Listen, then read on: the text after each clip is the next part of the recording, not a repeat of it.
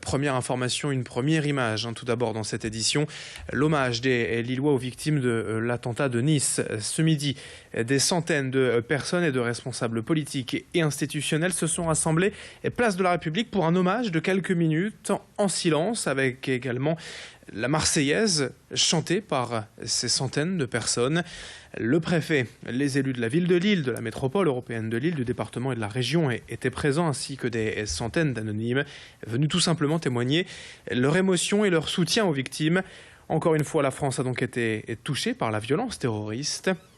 Et vendredi, au lendemain de l'attentat, la première réaction a donc été celle du préfet Michel Lalande. D'ores et déjà, ce dernier a annoncé le renforcement de la présence militaire aux frontières et tout au long des plages du littoral dans la région.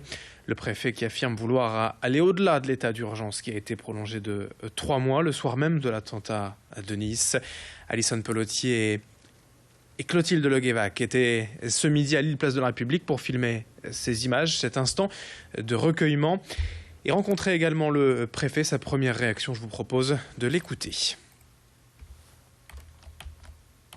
La page n'est pas tournée, et c'est parce qu'elle n'est pas tournée que des mesures fortes sont prises et seront déployées très rapidement. Des renforcements en moyens, techniques et humains, puisque à la fois les effectifs militaires, que l'on appelle sentinelles, et que vous avez tant vus depuis ces derniers mois, seront renforcés.